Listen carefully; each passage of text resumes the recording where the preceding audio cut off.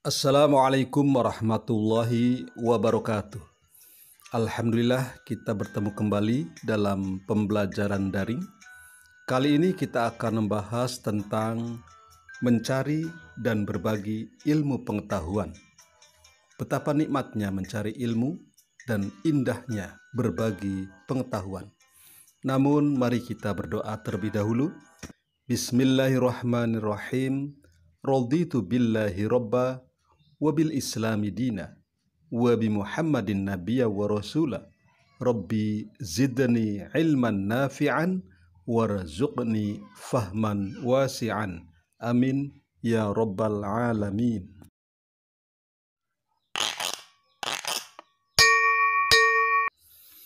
Ilmu adalah cahaya kehidupan. Ilmu ibarat cahaya yang menyinari dalam kegelapan, yang menunjukkan arah menuju jalan yang ditempuh. Tanpa ilmu, seseorang akan tersesat jauh ke dalam jurang kebodohan. Dengan ilmu pengetahuan, jarak yang jauh terasa dekat, waktu yang lama terasa singkat, pekerjaan yang berat menjadi ringan. Dengan ilmu, manusia memperoleh segala yang ia cita-citakan. Ilmu adalah sumber kehidupan. Agama Islam memandang bahwa ilmu pengetahuan adalah hal yang sangat penting. Orang-orang yang memiliki pengetahuan, Allah janjikan dengan derajat yang tinggi di sisinya, apalagi di sisi manusia lainnya. Demikian pula Rasulullah Shallallahu Alaihi Wasallam yang menganjurkan setiap umat Islam agar menuntut ilmu setinggi-tingginya. Rasulullah menyatakan bahwa orang-orang yang menuntut ilmu sama besar pahalanya dengan orang-orang yang berjihad di jalan Allah. Bahkan Rasulullah memerintahkan agar menuntut ilmu tidak hanya dilakukan di negeri terdekat saja. Rasulullah bersabda, "Carilah ilmu hingga ke negeri Cina." Demikian sabdanya sebagai motivasi kepada umat Islam untuk selalu bersemangat dalam menuntut ilmu. Hukum menuntut ilmu. Istilah ilmu mencakup seluruh pengetahuan yang tidak diketahui manusia, baik yang bermanfaat maupun yang tidak bermanfaat. Untuk ilmu yang tidak bermanfaat, haram dan berdosa bagi orang yang mempelajarinya, baik sukses maupun gagal. Adapun ilmu yang bermanfaat, maka wajib dituntut dan dipelajari. Hukum menuntut ilmu-ilmu wajib itu terbagi atas dua bagian, yaitu fardu kifayah dan fardu ain. Hukum menuntut ilmu fardu kifayah berlaku untuk ilmu-ilmu yang harus ada di kalangan umat Islam, sebagaimana juga dimiliki dan dikuasai golongan kafir, seperti ilmu kedokteran, perindustrian, ilmu falak, ilmu eksakta, serta ilmu-ilmu lainnya. Hukum mencari ilmu menjadi fardu ain jika ilmu itu tidak boleh ditinggalkan oleh setiap muslim dan muslimah dalam segala situasi dan kondisi, seperti ilmu mengenal Allah Subhanahu wa Ta'ala dengan sifatnya, ilmu tentang tata cara beribadah, dan sebagainya.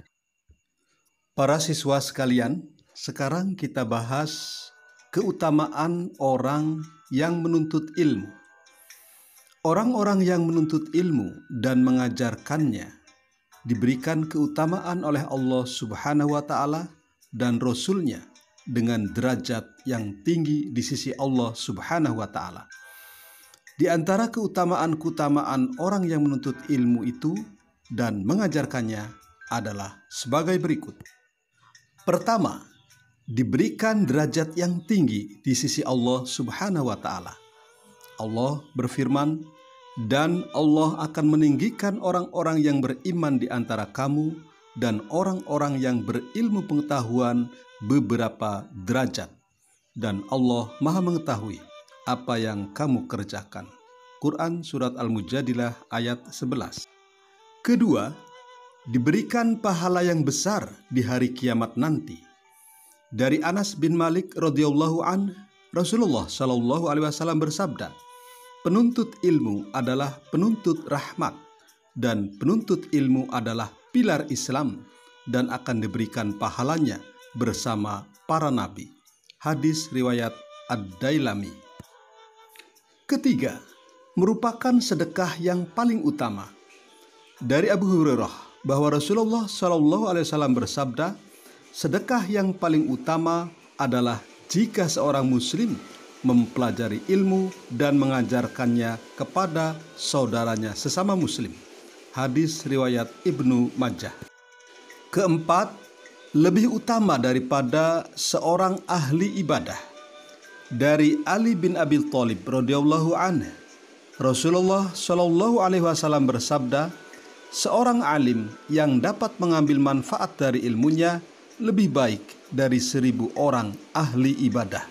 Hadis riwayat Ad-Dailami. Kelima, lebih utama dari sholat 1000 rakaat.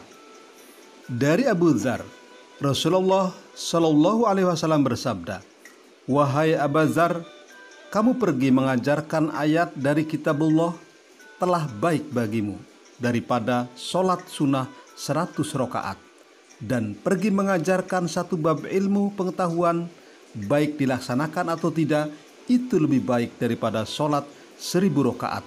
Hadis riwayat Ibnu Majah.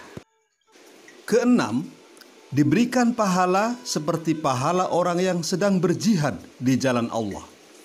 Dari Ibnu Abbas radhiyallahu an, Rasulullah Shallallahu alaihi wasallam bersabda, bepergian ketika pagi dan sore guna menuntut ilmu adalah lebih utama daripada berjihad fi sabilillah. Hadis riwayat Ad-Dailami. Ketujuh, dinaungi oleh malaikat pembawa rahmat dan dimudahkan menuju surga. Dari Abu Hurairah, Rasulullah Shallallahu alaihi wasallam bersabda, tidaklah sekumpulan orang yang berkumpul di suatu rumah dari rumah-rumah Allah Azza wa Jalla. Mereka mempelajari kitab Allah dan mengkaji di antara mereka, melainkan malaikat mengelilingi dan menyelubungi mereka dengan rahmat. Dan Allah menyebut mereka di antara orang-orang yang ada di sisinya. Dan tidaklah seorang meniti suatu jalan untuk menuntut ilmu, melainkan Allah memudahkan jalan baginya menuju surga. Hadis riwayat Muslim dan Ahmad. Allah Subhanahu wa taala berfirman, A'udzu billahi minasyaitonir rajim. Bismillahirrahmanirrahim. Wa ma kanal mu'minuna liyanfiru kaffah.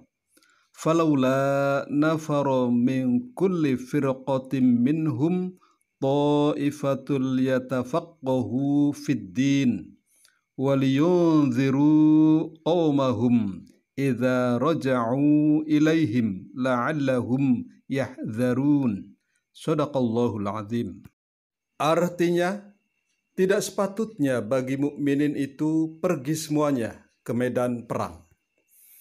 Mengapa tidak pergi dari tiap-tiap golongan di antara mereka beberapa orang untuk memperdalam pengetahuan mereka tentang agama dan untuk memberi peringatan kepada kaumnya apabila mereka telah kembali kepadanya, supaya mereka itu dapat menjaga dirinya.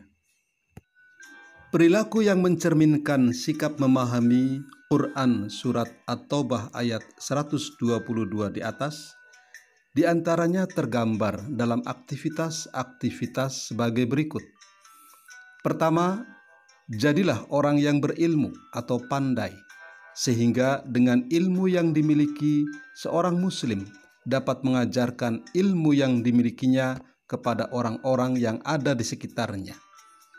Dengan demikian, kebodohan yang ada di lingkungannya dapat terkikis habis dan berubah menjadi masyarakat yang beradab dan memiliki wawasan yang luas. Kedua, jika tidak dapat menjadi orang pandai yang mengajarkan ilmunya kepada umat manusia, jadilah sebagai orang yang mau belajar dari lingkungan sekitar dan dari orang-orang yang pandai. Ketiga, jika tidak dapat menjadi orang yang belajar, jadilah sebagai orang yang mau mendengarkan ilmu pengetahuan. Setidaknya jika kita mau mendengarkan ilmu pengetahuan, kita dapat mengambil hikmah dari materi yang kita dengar itu. 4. Jika menjadi pendengar juga masih tidak dapat, maka jadilah sebagai orang yang menyukai ilmu pengetahuan. Di antaranya dengan cara membantu dan memuliakan orang-orang yang berilmu, memfasilitasi aktivitas keilmuan seperti menyediakan tempat untuk pelaksanaan pengajian dan lain-lain. 5. Janganlah menjadi orang yang kelima, yaitu yang tidak berilmu, tidak belajar, tidak mau mendengar, dan tidak menyukai ilmu. Jika di antara kita memilih yang kelima ini, akan menjadi orang yang celaka. Semoga kita menjadi orang-orang yang berilmu, mau belajar, mau mendengar, dan menyukai ilmu pengetahuan. Amin ya rabbal alamin. Mari kita berdoa. Bismillahirrahmanirrahim. Allahumma arinal haqqa haqqa warzuqna ittiba'ah wa arinal batila batila warzuqna ijtinabah. Amin. Walhamdulillahi rabbil alamin. Assalamualaikum warahmatullahi wabarakatuh.